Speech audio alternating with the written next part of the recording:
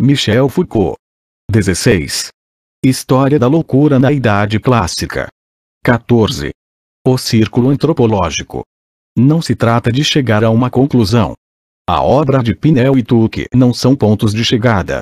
Nela se manifesta apenas, figura repentinamente nova, uma reestruturação cuja origem se ocultava no desequilíbrio inerente à experiência clássica da loucura. A liberdade do louco, essa liberdade que Pinel, com Tuque, pensava ter dado ao louco, já pertencia há muito tempo ao domínio de sua existência. Sem dúvida ela não era nem dada nem oferecida em nenhum gesto positivo. Mas circulava surdamente ao redor das práticas e dos conceitos. Verdade entrevista, exigência indecisa nos confins do que era dito, pensado e feito a respeito de louco, presença obstinada que nunca se deixava apreender. E, no entanto, já não estava ela solidamente implícita na própria noção de loucura, se fosse levada às últimas consequências. Não estava ligada, necessariamente, a essa grande estrutura que ia dos abusos de uma paixão sempre cúmplice de si mesma à exata lógica do delírio. Nessa afirmação que, transformando a imagem do sonho em não ser do erro, fazia a loucura, como recusar que houvesse aí alguma coisa que fosse da liberdade?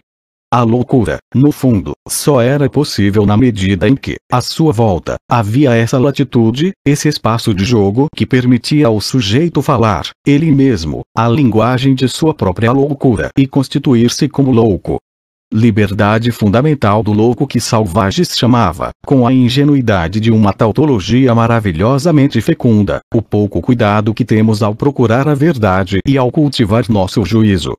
E essa liberdade que o internamento, no momento de suprimi-la, apontava com o dedo, libertando o indivíduo das tarefas infinitas e das consequências de sua responsabilidade, ele não o coloca, nem de longe, num meio neutralizado, onde tudo seria nivelado na monotonia de um mesmo determinismo. É verdade que muitas vezes se interna para fazer alguém escapar ao julgamento, mas interna-se num mundo onde o que está em jogo é o mal e a punição, a libertinagem e a imoralidade, a penitência e a correção. Todo um mundo onde, sob essas sombras, ronda a liberdade. Os próprios médicos experimentaram essa liberdade quando, comunicando-se pela primeira vez com o insensato no mundo misto das imagens corporais e dos mitos orgânicos, descobriram, comprometida em tantos mecanismos, a surda presença da falta, paixão, desregramento, ociosidade, vida aprazível das cidades, leituras ávidas, cumplicidade da imaginação, sensibilidade ao mesmo tempo demasiado ansiosa de excitações e demasiado inquieta consigo mesma. Outros tantos jogos perigosos da liberdade, onde a razão se arrisca na loucura, como por vontade própria. Liberdade obstinada e precária, simultaneamente. Ela permanece sempre no horizonte da loucura, mas quando se quer delimitá-la, desaparece. Só está presente e só é possível na forma de uma abolição iminente. Entrevista nas regiões extremas onde a loucura poderia falar de si mesma, não mais aparece a seguir, a partir do momento em que o olhar pousa sobre ela, a não ser comprometida, coagida e reduzida. A liberdade do louco só existe nesse instante e nessa imperceptível distância que o tornam livre para abandonar sua liberdade e acorrentar-se à sua loucura. Ela está apenas nesse ponto virtual da escolha, em que nos decidimos a nos colocarmos na incapacidade de usar de nossa liberdade e corrigir nossos erros. Em seguida, ela não passa de mecanismo do corpo, encarceramento dos fantasmas, necessidades do delírio. E São Vicente de Paula, que supunha existente essa liberdade no próprio gesto do internamento, não deixava no entanto de observar a diferença entre os libertinos responsáveis, filhos da dor, opróbrio e ruína de suas casas e os loucos enormemente dignos de compaixão, não sendo senhores de suas vontades e não tendo nem juízo, nem liberdade. A liberdade a partir da qual a loucura clássica é possível sufoca nessa loucura e mergulha naquilo que manifesta de modo mais cruel sua contradição. É preciso que seja bem esse o paradoxo dessa liberdade constitutiva, aquilo pelo que o louco torna-se louco, isto é, também aquilo pelo que, a loucura não sendo ainda dada, ele pode se comunicar com a não loucura. Desde o começo, ele escapa a si mesmo e a sua verdade de louco, reunindo-se numa região que não é nem verdade nem inocência, com o risco da falta, do crime ou da comédia. Essa liberdade que o fez, no momento bem originário, bastante obscuro e muito dificilmente determinável da partida e da partilha, renunciar à verdade, impede que ele alguma vez seja prisioneiro de sua verdade. Ele só é louco na medida em que sua loucura não se esgota em sua verdade de louco. É por isso que, na experiência clássica, a loucura pode ser ao mesmo tempo um pouco criminosa, um pouco fingida, um pouco imoral, um pouco razoável, também.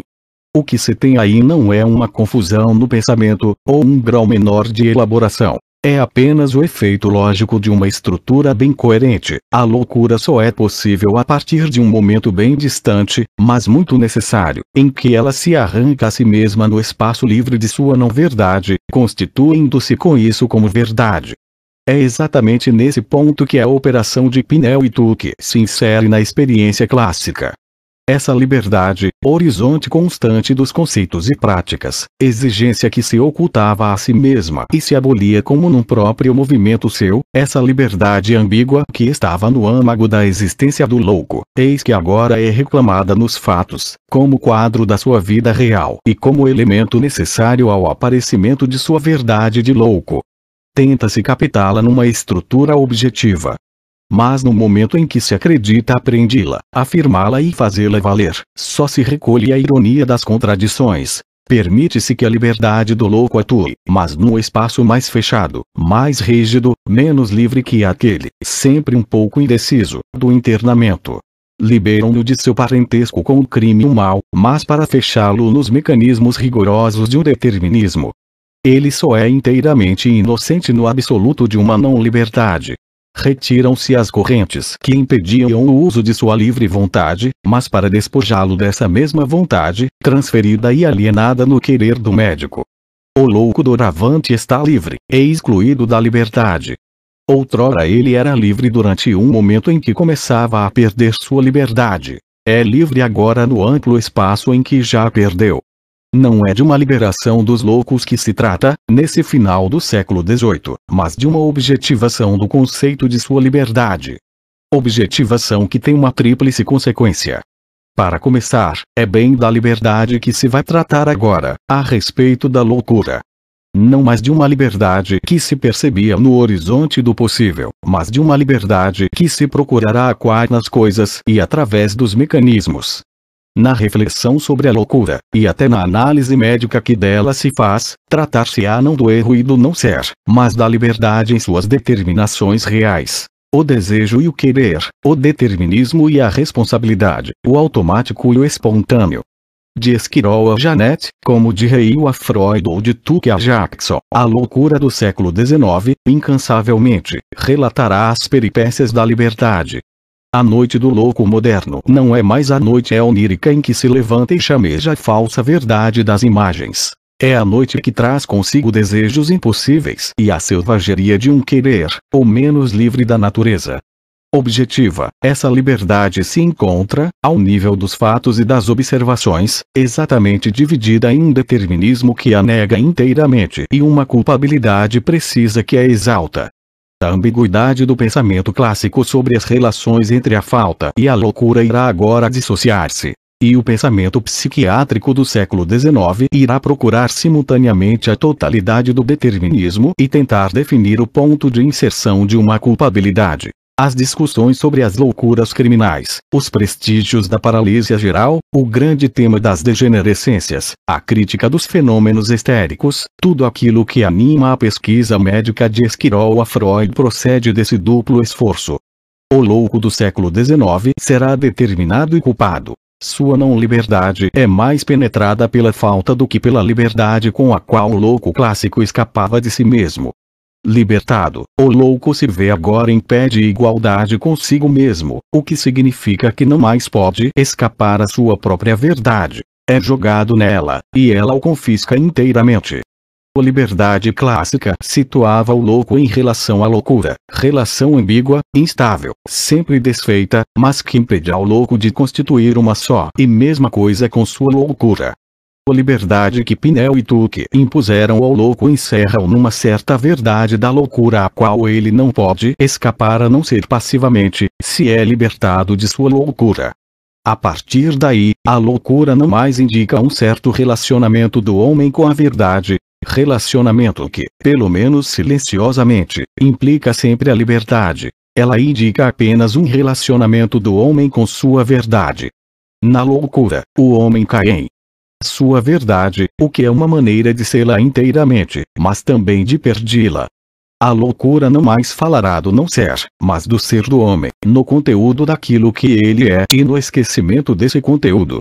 E enquanto ele era outrora o estranho em relação ao ser, homem do nada, da ilusão, fatuous, vazio do não ser e manifestação paradoxal desse vazio, ele agora retido em sua própria verdade, por isso mesmo, afastado dela. Estranho em relação a si mesmo, alienado.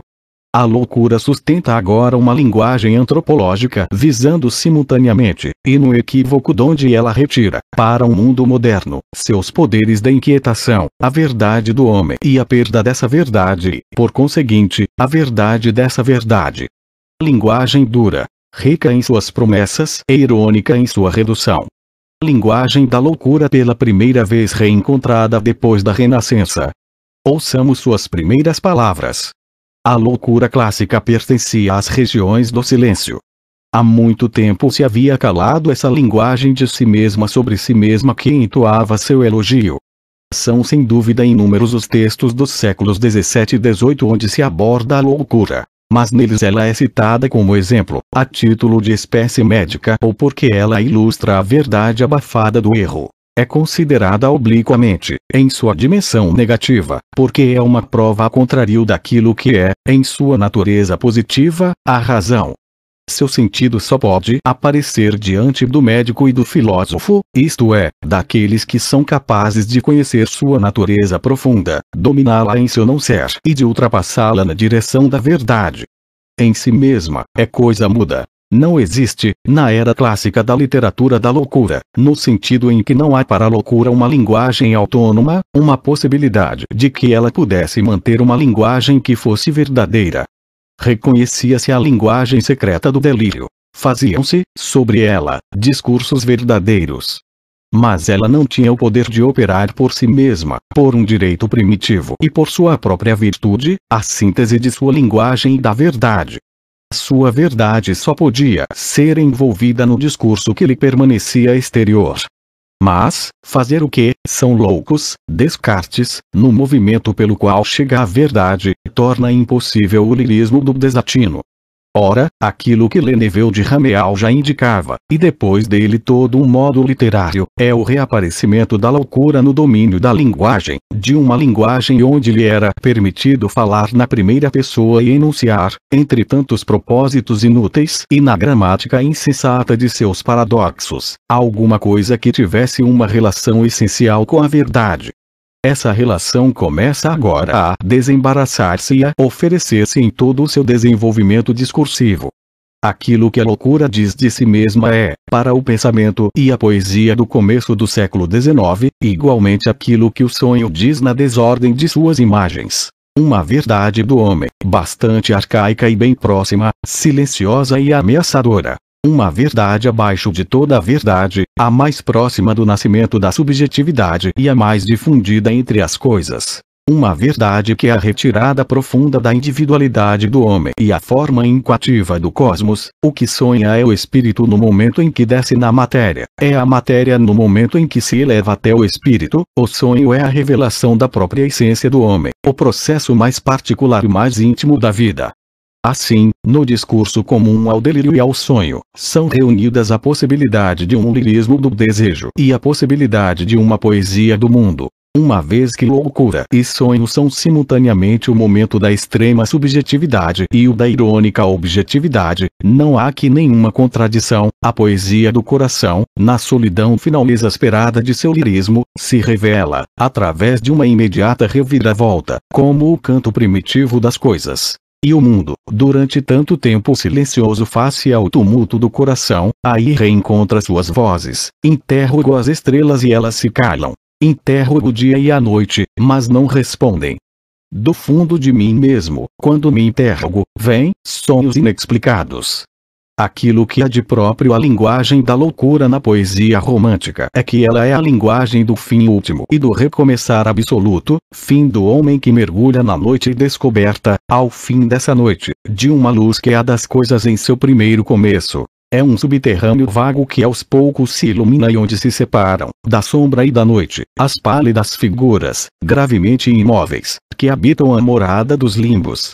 Depois o quadro se forma, uma claridade nova ilumina, a loucura fala a linguagem do grande retorno. Não o retorno épico das longas odisseias, no percurso indefinido dos 1000 caminhos do real, mas o retorno lírico por uma fulguração instantânea que, amadurecendo de repente a tempestade da realização, ilumina e tranquiliza-a na origem reencontrada.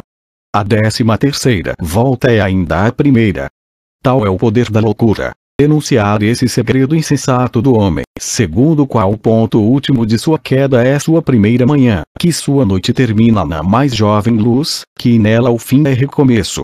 Para além do longo silêncio clássico, a loucura reencontra-se sua linguagem.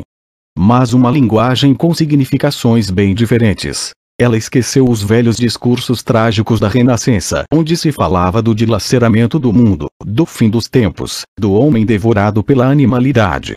Ela renasce, essa linguagem da loucura, mas como uma explosão lírica. Descoberta de que no homem o interior é também o exterior, de que o ponto extremo da subjetividade se identifica com o fascínio imediato do objeto, de que todo o fim está voltado à obstinação do retorno.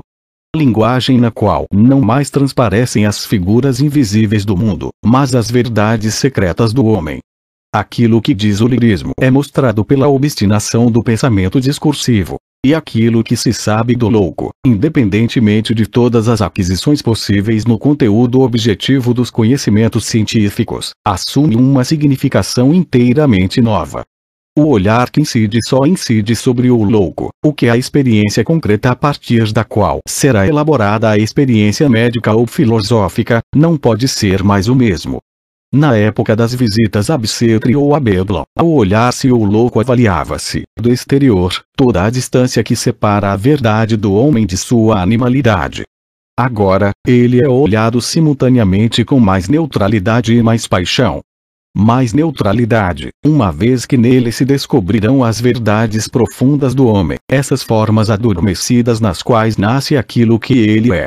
E mais paixão também, uma vez que não se poderá reconhecê-lo sem se reconhecer a si mesmo, sem ouvir subir em si mesmo as mesmas vozes e as mesmas forças, as mesmas estranhas luzes. Esse olhar, que pode prometer-se o espetáculo de uma verdade infínua do homem, é dele que já falava Cabanis, a respeito de um asilo ideal, já não pode mais evitar a contemplação de um impudor que é o seu próprio. Ele não vê sem ver a si mesmo. E o louco, com isso, redobra seu poder de atração e fascinação. Ele carrega mais verdades, além da sua própria. Creio, disse Ciprião, herói de Hoffmann, creio que, exatamente através dos fenômenos anormais, a natureza nos permite olhar em seus mais temíveis abismos, e com isso no próprio âmago desse pavor que me assaltou muitas vezes nesse estranho comércio com os loucos, intuições e imagens muitas vezes surgiram em meu espírito que lhe deram uma vida, um vigor e um impulso singulares. No único e mesmo movimento, o louco se oferece como objeto de conhecimento dado em suas determinações mais exteriores e como tema de reconhecimento, em troca investindo aquele que o apreende com todas as familiaridades insidiosas de sua verdade comum. Mas a reflexão não quer acolher esse reconhecimento, ao contrário da experiência lírica. Ela se protege dele, afirmando, com uma insistência sempre maior com o tempo, que o louco não passa de uma coisa, e coisa médica. E, assim refratado à superfície da objetividade, o conteúdo imediato desse reconhecimento se dispersa numa multidão de antinomias. Mas não nos enganemos. Sob essa especulação séria, aquilo de que se trata é bem do relacionamento entre o homem e o louco e desse estranho rosto. Durante tanto tempo estranho, que agora assume as virtudes de espelho. 1. O louco desvenda a verdade elementar do homem. Esta o reduz a seus desejos primitivos, a seus mecanismos simples, às determinações mais prementes de seu corpo. A loucura é uma espécie de infância cronológica e social, psicológica e orgânica, do homem. Quanta analogia entre a arte de dirigir os alienados e a de educar os jovens! Constatava Pinel. Mas o louco desvenda a verdade terminal do homem. Ele mostra até onde puderam levá-lo as paixões, a vida em sociedade, tudo aquilo que o afasta de uma natureza primitiva que não conhece a loucura. Esta está sempre ligada a uma civilização e ao seu mal-estar. Conforme os depoimentos de viajantes, os selvagens não estão sujeitos às desordens das funções intelectuais. A loucura começa com a velhice do mundo. E cada rosto assumido pela loucura no decorrer do tempo diz a forma e a verdade dessa corrupção. 2. A loucura pratica no homem uma espécie de corte intemporal. Ela cessiona, não ao tempo, mas o espaço. Ela não sobe nem desce pelo curso da liberdade humana. Mostra sua interrupção, o mergulho no determinismo do corpo. Nela trunfa o orgânico, a única verdade do homem que pode ser objetivada e percebida cientificamente. A loucura é o desregramento das funções cerebrais. As partes cerebrais são a sede da loucura, assim como os pulmões são a sede da dispneia, e o estômago a sede da dispepsia. Mas a loucura se distingue das doenças do corpo pelo fato de que manifesta uma verdade que não aparece nestas. Ela faz surgir um mundo interior de maus instintos, de perversidade, de sofrimentos e violência que até então estivera adormecido. Ela deixa que apareça uma profundidade que dá todo o seu sentido à liberdade do homem. Essa profundidade iluminada pela loucura é a maldade em estado selvagem. O mal existe em si no coração que é em si natural e egoísta. É o mau gênio do homem que predomina na loucura. E Enroth dizia, no mesmo sentido, que a loucura é das bases Überhaupt. 3. A inocência do louco é garantida pela intensidade e pela força desse conteúdo psicológico. Acorrentado pela força de suas paixões, arrebatado pela vivacidade dos desejos e das imagens, o louco se torna irresponsável. E sua irresponsabilidade é assunto de apreciação médica, na medida mesma em que resulta de um determinismo objetivo. A loucura de um ato se mede pelo número de razões que o determinaram. Mas a loucura de um ato é julgada precisamente pelo fato de que nenhuma razão jamais chega a esgotá-la. A verdade da loucura está no automatismo sem cadeias. E quanto mais um ato for vazio de razão, mais possibilidades terá de nascer no determinismo apenas da loucura. A verdade da loucura sendo, no homem, a verdade daquilo que é sem razão, daquilo que só se produz, como dizia Pinel, por uma determinação irrefletida, sem interesse e sem motivo. 4. Dado que na loucura o homem descobre sua verdade, é a partir de sua verdade e do fundo mesmo de sua loucura que uma cura é possível. Existe, na não-razão da loucura, a razão do retorno. Na objetividade infeliz em que se perde o louco, ainda permanece um segredo. Esse segredo é aquele que torna possível a cura. Assim como a doença não é a perda completa da saúde, do mesmo modo a loucura não é perda abstrata da razão, mas contradição na razão que ainda existe. Por conseguinte, o tratamento humano, isto é, tão benévolo quanto razoável, da loucura, pressupõe o doente razoável e vê nisso um ponto sólido para considerá-lo sob esse aspecto. Mas a verdade humana que descobre a loucura é a imediata contradição daquilo que é a verdade moral e social do homem. O momento inicial de todo o tratamento será portanto a repressão dessa verdade inadmissível, a abolição do mal que ali impera, o esquecimento dessas violências e desses desejos. A cura do louco está na razão do outro, sua própria razão sendo apenas a verdade da loucura, que sua razão seja a regra de conduta deles. Uma única corda ainda vibra neles, a da dor. Tenham coragem suficiente para tocá-la. Portanto, o homem não dirá o verdadeiro de sua verdade a não ser na cura que o conduzirá de sua verdade alienada à verdade do homem. O alienado mais violento e mais temível se tornou, por vias suaves e conciliatórias, o homem mais dócil e mais digno de interesse por uma sensibilidade tocante. Incansavelmente retomadas, essas antinomias acompanharão, durante todo o século XIX, a reflexão sobre a loucura. Na imediata totalidade da experiência poética e no reconhecimento lírico da loucura, elas já estavam lá, sob a forma indivisa de uma dualidade reconciliada consigo mesma, desde que dada. Eram designadas, mas na curta felicidade de uma linguagem ainda não compartilhada, como um nó do mundo e do desejo, do sentido e não sentido, da noite do fim e da primitiva aurora. Para a reflexão, pelo contrário, essas antinomias só se darão no ponto extremo da dissociação. Nesse momento, assumirão suas medidas e suas distâncias. Serão experimentadas na lentidão da linguagem dos contraditórios. O que era o equívoco de uma experiência fundamental e constitutiva da loucura se perderá rapidamente na rede dos conflitos teóricos sobre a interpretação a dar aos fenômenos da loucura. Conflito entre uma concepção histórica, sociológica, relativista da loucura, Esquirol, Michel, e uma análise de tipo estrutural, analisando a doença mental como uma involução, uma degenerescência e um progressivo deslizamento na direção do ponto zero da natureza humana, Morey. Conflito entre uma teoria espiritualista, que define a loucura como uma alteração da relação do espírito consigo próprio, Langerman, Pinrot, e um esforço materialista para situar a loucura num espaço orgânico diferenciado, Spurzheim, Broussais. Conflito entre a exigência de um juízo médico que mediria a irresponsabilidade do louco pelo grau de determinação dos mecanismos em atuação nele e a apreciação imediata do caráter insensato de seu comportamento, polêmica entre elas Regnault e Mark. Conflito entre uma concepção humanitária da terapêutica, a maneira de Esquirol, e o uso dos famosos tratamentos morais que fazem do internamento um meio maior da submissão e da repressão, Ghislain e Leuret. Deixemos para um estudo ulterior a exploração detalhada dessas antinomias. Ele só poderia realizar-se no inventário meticuloso do que foi, no século XIX, a experiência da loucura em sua totalidade, isto é, no conjunto de suas formas cientificamente explicitadas e de seus aspectos silenciosos.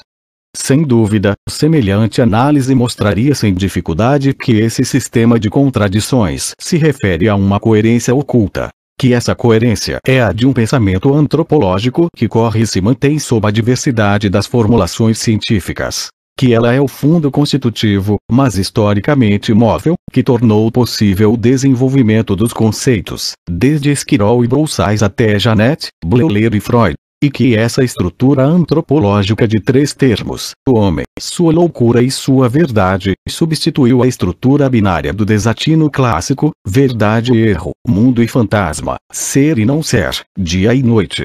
No momento, trata-se apenas de manter essa estrutura no horizonte ainda mal diferenciado onde ela aparece, de aprendi-la em alguns exemplos de doenças, que revelam o que pode ter sido a experiência da loucura no começo do século XIX. É fácil compreender o extraordinário prestígio da paralisia geral, o valor de modelo que ela assumiu ao longo do século XIX e a extensão geral que se pretendeu atribuir-lhe para a compreensão dos sintomas psicopatológicos. A culpabilidade sob a forma da falta sexual era aí designada de modo bem preciso, e os vestígios que ela deixava impediam que se pudesse escapar ao ato de acusação. Estava inscrito no próprio organismo. Por outro lado, os surdos poderes de atração dessa mesma falta, todas as ramificações familiares que ela estendia pela alma dos que o diagnosticavam, faziam com que esse mesmo conhecimento tivesse a perturbada ambiguidade do reconhecimento. No fundo dos corações, antes mesmo de qualquer contágio, a falta era dividida entre o doente e sua família, entre o doente e seu meio, entre os doentes e seus médicos. A grande cumplicidade dos sexos tornava esse mal estranhamente próximo, atribuindo-lhe todo o velho lirismo da culpabilidade e do medo. Mas, ao mesmo tempo, essa comunicação subterrânea entre o louco e aquele que o conhece, julga-o e condena-o, perdia seus valores realmente ameaçadores na medida em que o mal era rigorosamente objetivado, desenhado no espaço de um corpo e investido num processo puramente orgânico. Com isso, a medicina simultaneamente punha um fim a esse reconhecimento lírico e ocultava, na objetividade de uma constatação, a acusação moral que ela carregava. E o fato de ver esse mal, essa falta e essa cumplicidade dos homens tão velha quanto o mundo, assim claramente situados no espaço exterior, reduzidos ao silêncio das coisas e punidos apenas nos outros, dava ao conhecimento a inesgotável satisfação de ser inocentado na justiça feita e protegido de sua própria acusação pelo apoio de uma serena observação à distância. No século XIX, a paralisia geral é a boa loucura, no sentido em que se fala de boa forma. A grande estrutura que comanda toda a percepção da loucura está representada exatamente na análise dos sintomas psiquiátricos da sífilis nervosa. A falta, sua condenação e seu reconhecimento, manifestados tanto quanto ocultados numa objetividade orgânica. Tal era a expressão mais feliz daquilo que o século XIX entendia e queria entender por loucura. Tudo que houve de filistino em sua atitude em relação à doença mental está aí representado exatamente, e até Freud, ou quase, é em nome da paralisia geral que esse propósito filistino da medicina se defenderá contra toda a outra forma de acesso à verdade da loucura. A descoberta científica da paralisia geral não estava preparada por essa antropologia que se constituíra uns 20 anos antes, mas a significação muito intensa que ela assume, o fascínio que ela exerce durante mais de meio século, encontram aí sua origem precisa. Porém a análise geral tem ainda uma outra importância, a falta, com tudo o que nela pode haver de interior e de oculto, logo encontra seu castigo e seu lado objetivo no organismo. Esse tema é muito importante para a psiquiatria do século XIX, a loucura fecha o homem na objetividade. Durante o período clássico, a transcendência do delírio assegurava a loucura, por mais manifesta que fosse, uma espécie de interioridade que nunca se espalhava pelo exterior, que a mantinha no irredutível relacionamento consigo mesma. Agora, toda a loucura e o todo da loucura deverão ter seu equivalente externo ou, melhor dizendo, a essência mesma da loucura será objetivar o homem, escorraçá-lo para fora de si mesmo, estendi-lo finalmente ao nível de uma natureza pura e simples, ao nível das coisas. O fato de a loucura ser isso, de que ela possa ser toda a objetividade sem relação como uma atividade delirante central e oculta, era tão oposto ao espírito do século XVIII que a existência das loucuras sem delírio ou das loucuras morais constituiu uma espécie de escândalo conceitual. Pinel pudera observar na salpêtria vários alienados que não exibiam em momento algum nenhuma lesão do entendimento, e que eram dominados por uma espécie de instinto de furor, como se as faculdades afetivas, e só elas, tivessem sido lesadas. Entre as loucuras parciais, Esquirol abre um lugar particular para as que não têm por característica a alteração da inteligência e nas quais não se pode observar outra coisa além da desordem nas ações. Segundo Dubuisson, os indivíduos atingidos por essa espécie de loucura julgam, raciocinam e se comportam bem, mas são arrebatados pelo menor assunto, muitas vezes sem causa ocasional e somente por uma inclinação irresistível e por uma espécie de perversão das afeições morais, na direção de irritações maníacas, atos inspirados de violência, explosões de furor. É a essa noção que os autores ingleses, em seguida a Pritchard, em 1835, darão o nome de moral insanity.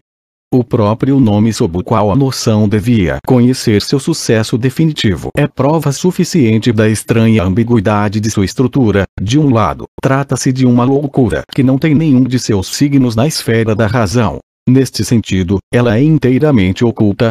Loucura que torna quase invisível a ausência de todo desatino, loucura transparente e incolor que existe e circula subrepticiamente na alma do louco, interioridade na interioridade. Não parecem alienados aos observadores superficiais, são por isso mais nocivos, mais perigosos. Mas de outro lado, essa loucura tão secreta só existe porque explode na objetividade. Violência, desencadeamento dos gestos, às vezes ato assassino. No fundo, ela consiste na imperceptível virtualidade de uma queda na direção da mais visível e da pior das objetividades, na direção do encadeamento mecânico de gestos irresponsáveis. Ela é a possibilidade sempre interior de ser inteiramente rejeitada para o exterior de si mesma e de não mais existir, ao menos durante um certo tempo, numa ausência total de interioridade. Como a paralisia geral, a moral insanity tem o valor de exemplo. Sua longevidade durante o século XIX, a retomada obstinada das mesmas discussões ao redor desses temas maiores, se explica porque ela estava próxima das estruturas essenciais da loucura. Mais que qualquer outra doença mental, ela manifestava essa curiosa ambiguidade que faz da loucura um elemento de interioridade sob a forma de exterioridade. Neste sentido, ela é como um modelo para toda a psicologia possível. Ela mostra, ao nível perceptível, corpos, comportamentos e mecanismos. E, ao nível do objeto, o momento inacessível da subjetividade. E assim como esse momento subjetivo não pode ter para o conhecimento uma existência concreta a não ser na objetividade, esta, por sua vez, só é aceitável e só tem sentido através daquilo que ela exprime do sujeito. A rapidez, propriamente insensata, da passagem do subjetivo para o objetivo na loucura moral realiza, bem para além das promessas, tudo aquilo que uma psicologia poderia desejar. Ela forma como que uma psicologização espontânea do homem.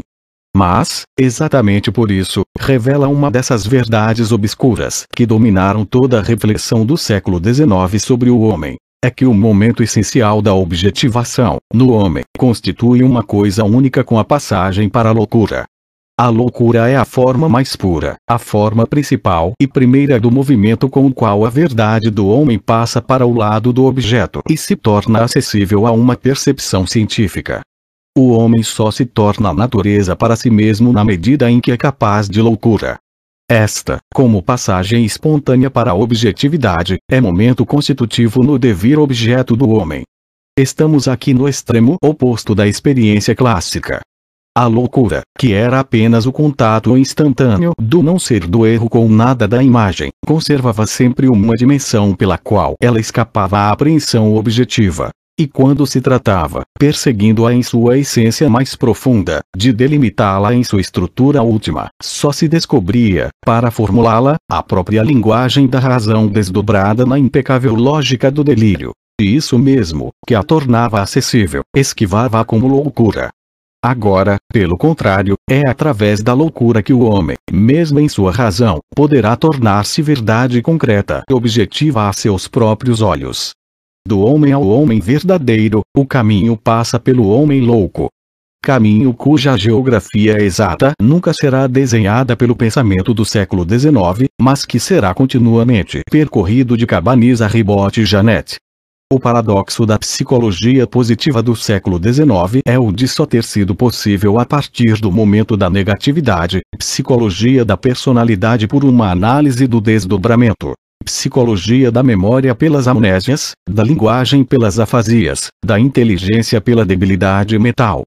A verdade do homem só é dita no momento de seu desaparecimento. Ela só se manifesta quando já se tornou outra coisa que não ela mesma. Uma terceira noção, que surgiu, também ela, no começo do século XIX, encontra aí a origem de sua importância.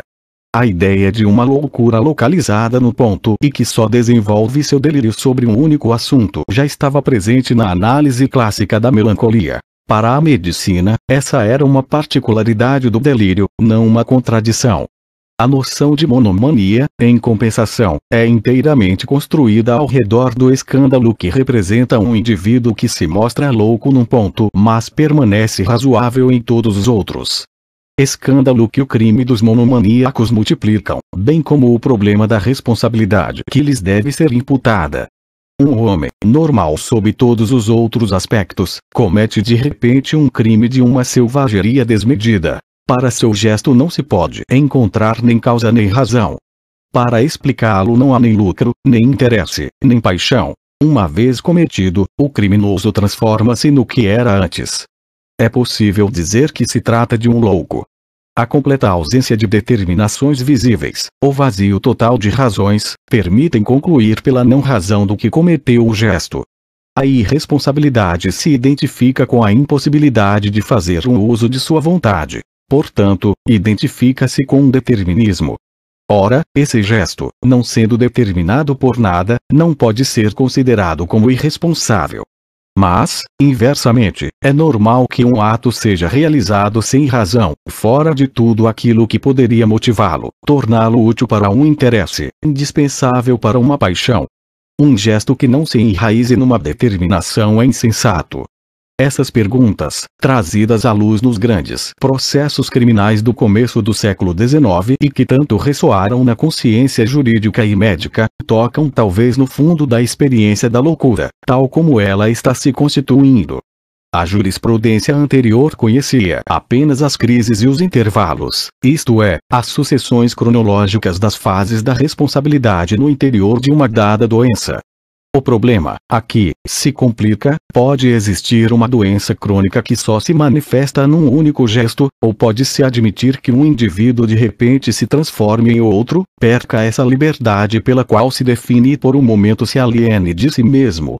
Esquirol tentou definir aquilo que seria essa doença invisível que inocentaria o crime monstruoso. Reuniu seus sintomas: o sujeito age sem cúmplices e sem motivo. Seu crime nem sempre diz respeito a pessoas conhecidas. E uma vez realizado, tudo se acabou para ele. O objetivo foi alcançado. Após o assassinato, ele fica calmo, não pensa em ocultar-se.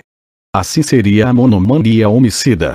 Mas esses sintomas são apenas signos da loucura, na medida em que indicam apenas o isolamento do gesto, sua solitária inverossimilhança. Haveria uma loucura que seria razão em tudo salvo nisto, que se deve explicar por ela. Mas se não for admitida essa doença, essa repentina alteração, se o sujeito deve ser considerado como responsável, é que há continuidade entre ele e seu gesto, todo um mundo de obscuras razões que o fundamentam, explicam e ao final inocentam-no. Em suma, ou se pretende que o sujeito seja culpado, é preciso que seja o mesmo em seu gesto e fora dele, de modo que dele para seu crime circulem as determinações. Mas com isso se supõe que ele não era livre, que, portanto, ele era outro que não ele mesmo. Ou então pretende-se que seja inocente. É preciso que o crime seja um elemento outro e irredutível ao sujeito. Supõe-se assim uma alienação originária que constitui uma determinação suficiente, portanto uma continuidade, portanto uma identidade do sujeito consigo mesmo. Assim, o louco surge agora numa dialética, sempre recomeçada, entre um mesmo e o outro. Enquanto outrora, na experiência clássica, ele era logo designado, sem outro discurso, por sua presença apenas na partilha visível, luminosa e noturna, entre o ser e o não ser, ele agora é portador de uma linguagem e envolvido numa linguagem nunca esgotada, sempre retomada, e remetido a si mesmo pelo jogo de seus contrários, uma linguagem onde o homem aparece na loucura como sendo outro que não ele próprio. Mas nessa alteridade ele revela a verdade de que ele é ele mesmo, e isto indefinidamente, no movimento tagarela da alienação. O louco não é mais o insensato no espaço dividido do desatino clássico. Ele é o alienado na forma moderna da doença. Nessa loucura, o homem não é mais considerado numa espécie de recuo absoluto em relação à verdade. Ele é, aí, sua verdade e o contrário de sua verdade. É ele mesmo e outra coisa que não ele mesmo. É considerado na objetividade do verdadeiro, mas a verdadeira subjetividade. Está mergulhado naquilo que é sua perdição, mas só entrega aquilo que quiser entregar. É inocente porque não é aquilo que é, e culpado por ser aquilo que não é. A grande divisão crítica do desatino é agora substituída pela proximidade, sempre perdida e sempre reencontrada, entre o homem e sua verdade. Paralisia geral, loucura moral e monomania, sem dúvida, não abrangeram todo o campo da experiência psiquiátrica na primeira metade do século XIX. E, no entanto, deram início a ele, em ampla medida. Sua ampliação não significa apenas uma reorganização do espaço nosográfico, mas, abaixo dos conceitos médicos, a presença e o trabalho de uma nova estrutura da experiência. A forma institucional que Pinel e Tuque esboçaram, essa constituição, ao redor do louco, de um volume asilar onde ele deve reconhecer sua culpabilidade e libertar-se dela, deixar transparecer a verdade de sua doença e suprimi-la, reatar com sua liberdade ao aliená-la no querer do médico. Tudo isto torna-se agora um a priori da percepção médica. Ao longo do século XIX, o louco não será mais conhecido e reconhecido a não ser sob um fundo de uma antropologia implícita que fala da mesma culpabilidade, da mesma verdade, da mesma alienação. Mas era preciso que o louco situado na problemática da verdade do homem levasse consigo o homem verdadeiro e o ligasse a seu novo destino. Se a loucura para o mundo moderno tem um sentido diferente daquele que a faz ser noite diante do dia da verdade, se, na parte mais secreta da linguagem que ela tem, o que está em jogo é a verdade do homem, uma verdade que lhe é anterior, que a constitui mas que pode suprimi-la, esta verdade só se abre ao homem no desastre da loucura, e escapa-lhe desde os primeiros momentos da reconciliação. É apenas na noite da loucura que a luz é possível, luz que desaparece quando se apaga a sombra que ela dissipa. O homem e o louco estão ligados no mundo moderno de um modo mais sólido talvez do que o tinham estado nas poderosas metamorfoses animais que outrora iluminavam os moinhos incendiados de Bosch. Estão ligados por esse elo impalpável de uma verdade recíproca e incompatível. Dizem-se, um para o outro, essa verdade de sua essência que desaparece por ter sido dita de um para outro. Cada luz é apagada pelo dia que ela fez nascer e se vê com isso devolvida a essa noite que ela rasgava, que no entanto a tinha invocado, e que, de modo tão cruel, ela manifestava. O homem, atualmente, só encontra sua verdade no enigma do louco que ele é e não é. Cada louco traz e não traz em si essa verdade do homem que ele põe a nu na nascença de sua humanidade. O asilo construído pelo escrúpulo de Pinel não serviu para nada e não protegeu o mundo contemporâneo contra a grande maré da loucura. Ou melhor, serviu muito bem. Se libertou o louco da desumanidade de suas correntes, acorrentou ao louco o homem em sua verdade. Com isso, o homem tem acesso a si mesmo como ser verdadeiro, mas esse ser verdadeiro só lhe é dado na forma da alienação. Em nossa ingenuidade, imaginamos talvez ter descrito um tipo psicológico, o louco, através de 150 anos de sua história. Somos obrigados a constatar que, ao fazer a história do louco, o que fizemos foi, não, sem dúvida, ao nível de uma crônica das descobertas ou de uma história das ideias, mas seguindo o encadeamento das estruturas fundamentais da experiência, a história daquilo que tornou possível o próprio aparecimento de uma psicologia. E por isso entendemos um fato cultural próprio do mundo ocidental desde o século XIX, esse postulado maciço definido pelo homem no ermo, mas que o demonstra bem. O ser humano não se caracteriza por um certo relacionamento com a verdade, mas detém, como pertencente a ele de fato, simultaneamente ofertada e ocultada, uma verdade. Deixemos que a linguagem siga seu caminho. O Homo Psychologicus é um descendente do Homo Menticaptus. Uma vez que só pode falar a linguagem da alienação, a psicologia portanto só é possível na crítica do homem ou na crítica de si mesma.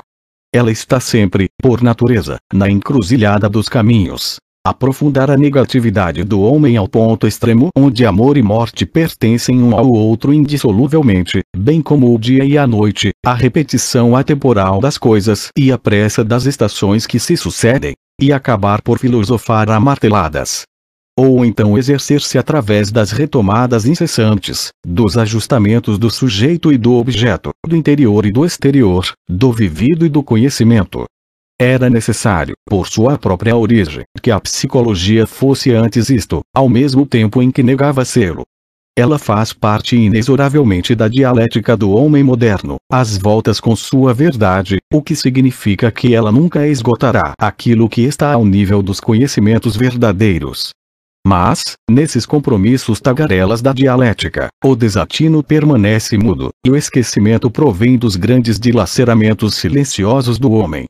No entanto, outros, perdendo o caminho, desejam perdi-lo para sempre. Este fim do desatino alures a transfiguração. Há uma região onde, se ela abandona o quase silêncio, esse murmúrio do implícito onde a mantinha a evidência clássica, é para recompor-se num silêncio socado de gritos, no silêncio da interdição, da vigília e da desforra.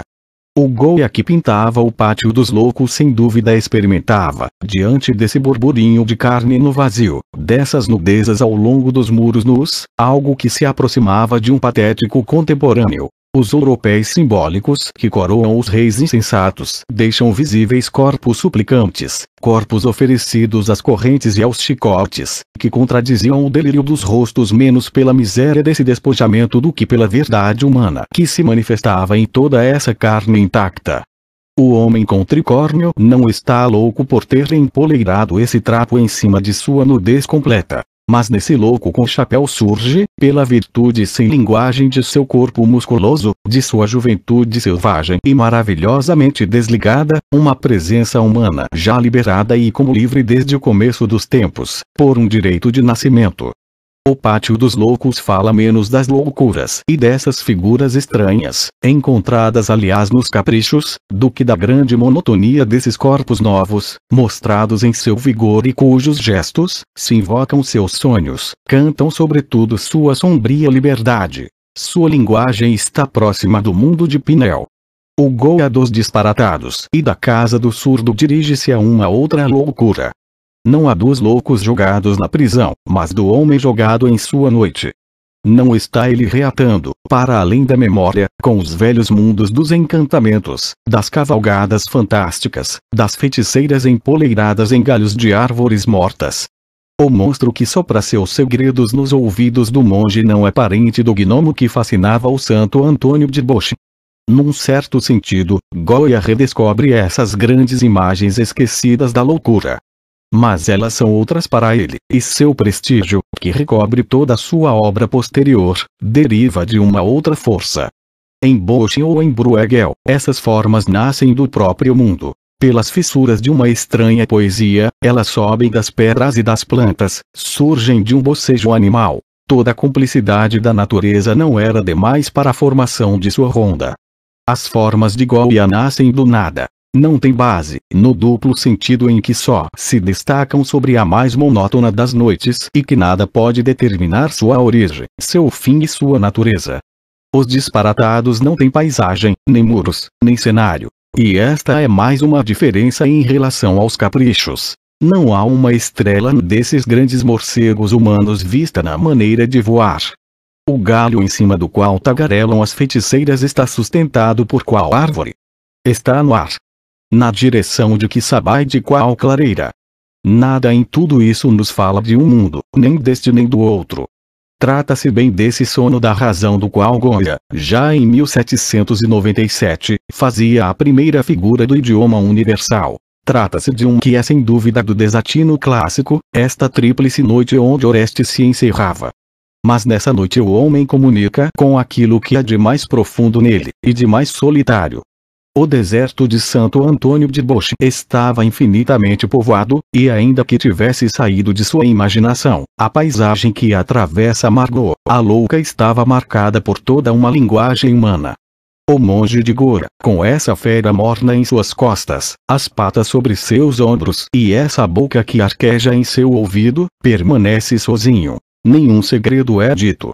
Está presente apenas a mais interior e ao mesmo tempo a mais selvagemente livre das forças. A que divide os corpos no grande disparatado, a que se desencadeia e fura os olhos na loucura furiosa.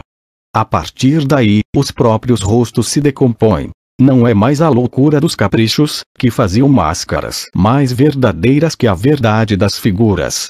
É uma loucura abaixo da máscara, uma loucura que morde as faces, corrói os traços. Não há mais olhos nem bocas, mas olhares que vêm do nada e se fixam no nada, como na Assembleia das Feiticeiras. Ou gritos que saem de buracos negros, como na peregrinação de São Isidro.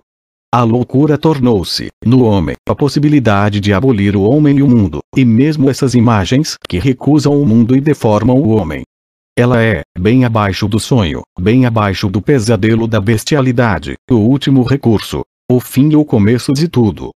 Não que ela seja uma promessa, como no lirismo alemão, mas porque ela é o equívoco do caos e do apocalipse. O idiota que grita e torce os ombros para escapar ao nada que o aprisiona é o nascimento do primeiro homem e seu primeiro movimento na direção da liberdade, ou o último sobressalto do último moribundo. Essa loucura que liga e separa o tempo, que curva o mundo no fecho de uma noite, esta loucura tão estranha a experiência que lhe é contemporânea não transmite, para os que são capazes de acolhê-la, Nietzsche e Artaud, essas palavras, apenas audíveis, do desatino clássico, onde o que estava em jogo era o nada e a noite, mas ampliando-as até o grito e o furor, mas dando-lhes, pela primeira vez, uma expressão, um direito de cidadania e uma ascendência sobre a cultura ocidental, a partir da qual se tornam possíveis todas as contestações, e a contestação total, devolvendo-lhe sua primitiva selvageria. A calma, paciente, linguagem de Sade recolhe, ela também, as últimas palavras do desatino e lhes dá, para o futuro, um sentido mais distante. Entre o desenho rompido de Goya e essa linha ininterrupta de palavras cuja retidão se prolonga desde o primeiro volume de Justine até o 10º de Juliette, sem dúvida não há nada em comum, a não ser um certo movimento que, subindo o curso do lirismo contemporâneo e escondendo suas origens, redescobre o segredo do nada do desatino. No castelo onde se encerra o herói de Sade, nos conventos, florestas e subterrâneos onde prossegue indefinidamente a agonia de suas vítimas, parece à primeira vista que a natureza pode desenvolver-se com toda a liberdade. O homem encontra aí uma verdade que havia esquecido, ainda que manifesta. Que esse desejo poderia ser contra a natureza, uma vez que foi posto no homem pela própria natureza e lhe é ensinado por ela na grande lição da vida e da morte que o mundo não para de repetir. A loucura do desejo, as mortes insensatas, as mais irracionais paixões são sabedoria e razão porque pertencem à esfera da natureza. Tudo que a moral e a religião, tudo que uma sociedade mal feita conseguiu sufocar no homem retoma vida no castelo dos assassinatos. Ali, o homem é finalmente entregue à sua natureza. Ou melhor, por uma ética própria desse estranho internamento, o homem deve zelar pela manutenção, sem esmorecimentos, de sua fidelidade à natureza. Tarefa estrita, inesgotável da totalidade. Você não conhecerá nada se não tiver conhecido tudo. E se for tímido demais para ficar na natureza, ela lhe escapará para sempre. Inversamente, quando o homem ferir ou alterar a natureza, cabe ao homem reparar o mal através do cálculo de uma vingança soberana. A natureza fez com que nascêssemos iguais. Se a sorte se compraz em alterar esse plano das leis gerais, cabe-nos corrigir os caprichos e reparar as usurpações mais fortes. A lentidão da desforra, assim como a insolência do desejo, pertence à natureza. Tudo que a loucura do homem inventa é, ou natureza manifestada, ou natureza restaurada. Mas este, no pensamento de Sade, é apenas o primeiro momento. A irônica justificativa racional e lírica, o gigantesco pastiche de Rousseau. A partir dessa demonstração pelo absurdo da inanição da filosofia contemporânea e de toda a sua verborragia sobre o homem e a natureza, serão tomadas as verdadeiras decisões. Decisões que são outras tantas rupturas, nas quais se abole a ligação do homem com seu ser natural. A famosa Sociedade dos Amigos do Crime, o programa da Constituição para a Suécia, quando despojados de suas fustigantes referências ao contrato social e as constituições projetadas para a Polônia ou para a Córcega, estabelecem sempre apenas o rigor soberano da subjetividade na recusa de toda a liberdade e de toda a igualdade naturais, disposição incontrolada de um por outro, exercício desmedido da violência, aplicação ilimitada do direito de morte. Toda essa sociedade, cujo único liame é a própria recusa do liame, surge como a demissão da natureza. A única coesão solicitada dos indivíduos do grupo tem por sentido proteger não uma existência natural, mas o livre exercício da soberania sobre contra a natureza. O relacionamento estabelecido por Rousseau é exatamente o contrário. A soberania não transpõe mais a existência natural. Esta é apenas um objeto puro e soberano, o que lhe permite tomar as medidas de sua total liberdade.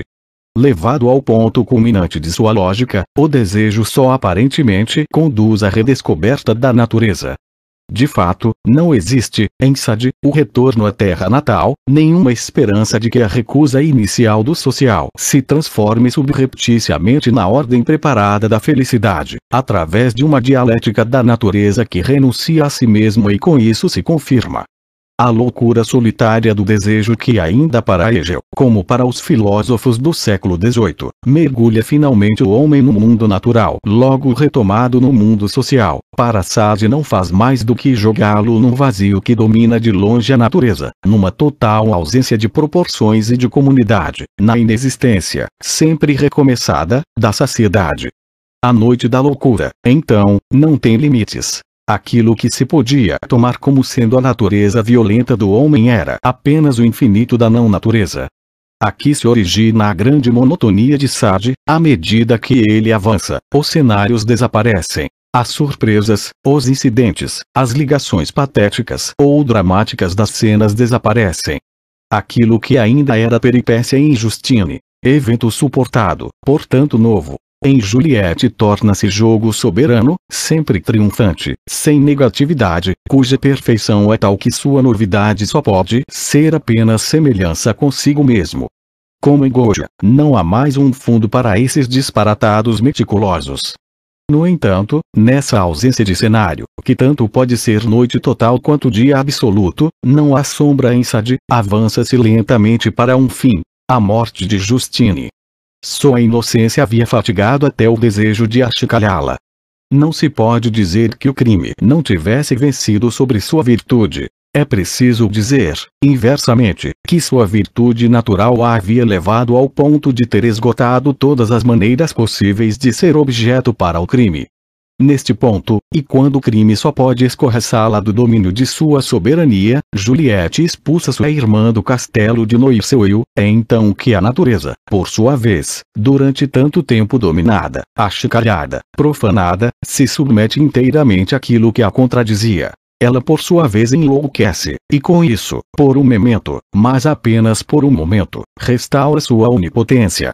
A tempestade que se desencadeia, o raio que atinge e consome Justine, é a natureza transformada em subjetividade criminosa. Esta morte que parece escapar ao reino insensato de Juliette pertence-lhe mais profundamente que todas as outras. A noite da tempestade, o relâmpago e o raio assinalam de modo suficiente que a natureza se dilacera, que ela chega ao ponto máximo de sua dissensão, que ela permite o aparecimento, nesse traço dourado, de uma soberania que é ela mesma e coisa bem diferente dela mesma. A de um coração enlouquecido que atingiu, em sua solidão, os limites do mundo, que o dilacera, volta-o contra si mesmo e o abole no momento em que o fato de tê-lo dominado tão bem lhe dá o direito de identificar-se com ele. Esse relâmpago de um momento que a natureza extraiu de si mesma para golpear Justine constituiu uma única e mesma coisa com a longa existência de Juliette que, ela também, desaparecerá por si mesma, sem deixar nem traço nem cadáver, nem nada sobre o que a natureza possa retomar seus direitos. O nada do desatino onde se calará, para sempre, a linguagem da natureza se tornou violência da natureza e contra a natureza, se isto até a abolição soberana de si mesma. Em Sade, como em Goya, o desatino continua sua vigília na noite, mas através dessa vigília ele reata os laços com jovens poderes. O não ser que ele era torna-se poder de aniquilação. Através de Sade e Goya, o mundo ocidental recolheu a possibilidade de ultrapassar na violência sua razão, e de reencontrar a experiência trágica para além das promessas da dialética.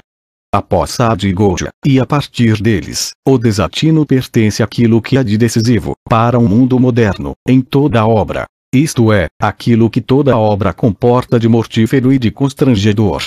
A loucura de Tasso, a melancolia de Swift e o delírio de Rousseau pertencem às suas obras, assim como essas mesmas obras lhes pertencem.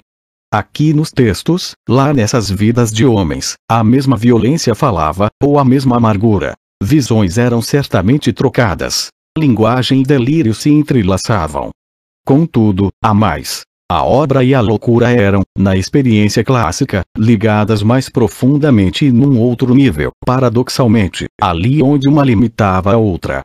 Pois existia uma região onde a loucura contestava a obra, reduzia-a ironicamente, fazia de sua paisagem imaginária um mundo patológico de fantasmas. Essa linguagem não era tanto obra quanto delírio. E inversamente, o delírio se subtraía à sua magra verdade de loucura, se era confirmado como obra. Mas nessa mesma contestação não havia a redução de uma por outra, mas antes, recordemos Montaigne, descoberta da incerteza central onde nasce a obra, no momento em que ela deixa de nascer, para ser verdadeiramente obra. Nesse confronto, de que Tasso ou Swift eram testemunhas, depois de Lucrécio, e que inutilmente se tentava dividir em intervalos lúcidos e em crises, descobria-se uma distância onde a verdade mesma da obra constituía um problema. É loucura ou obra? Inspiração ou fantasma? Tagarelice espontânea das palavras ou origem pura de uma linguagem? Sua verdade deve ser levantada antes mesmo de seu nascimento a partir da pobre verdade dos homens, ou descoberta, bem além de sua origem, no ser que ela presume. A loucura do escritor era, para os outros, a possibilidade de ver nascer, incessantemente renascer, nos desencorajamentos da repetição e da doença, a verdade da obra. A loucura de Nietzsche, a loucura de Van Gogh ou a de Artaud pertencem à sua obra, nem mais nem menos profundamente talvez, mas num mundo bem diferente. A frequência no mundo moderno dessas obras que explodem na loucura sem dúvida nada prova sobre a razão desse mundo, sobre o sentido dessas obras, nem mesmo sobre as relações estabelecidas e desfeitas entre o mundo real e os artistas que produziram as obras. Essa frequência, no entanto, deve ser levada a sério, como sendo a insistência de uma questão. A partir de Hölderlin e Nerval, o número dos escritores, pintores e músicos que mergulharam na loucura se multiplicou, mas não nos enganemos a respeito. Entre a loucura e a obra, não houve acomodação, troca mais constante ou comunicação entre as linguagens. O confronto entre ambas é bem mais perigoso que outrora, e a contestação que hoje fazem não perdoa. O jogo delas é de vida e de morte.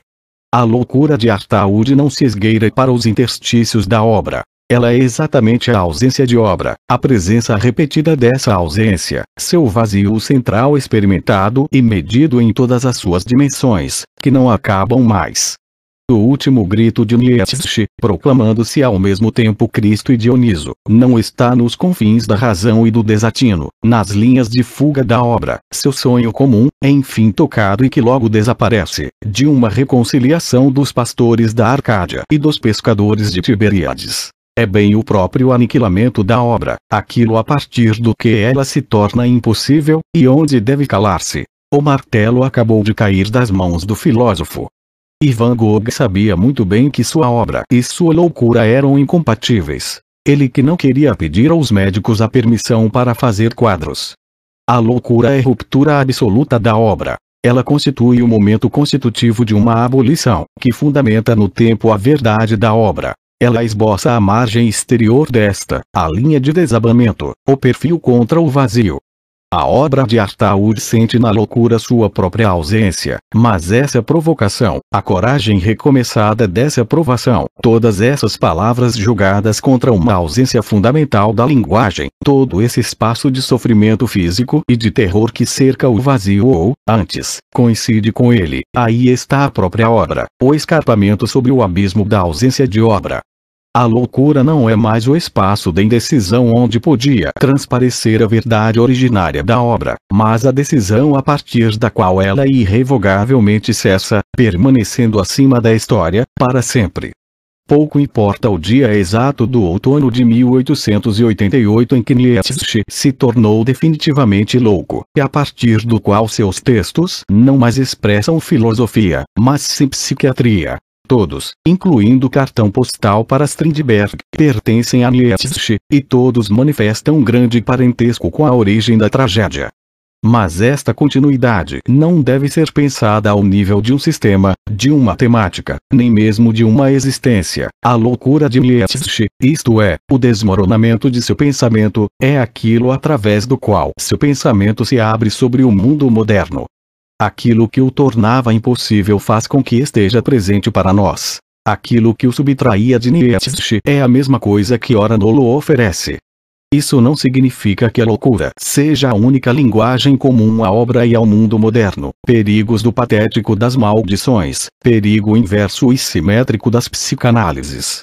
Mas isso significa que, através da loucura, uma obra que parece absorver-se no mundo, que parece revelar aí seu não senso e aí transfigurar-se nos traços apenas do patológico, no fundo engaja nela o tempo do mundo, domina-o e o conduz. Pela loucura que a interrompe, uma obra abre um vazio, um tempo de silêncio, uma questão sem resposta, provoca um dilaceramento sem reconciliação onde o mundo é obrigado a interrogar-se.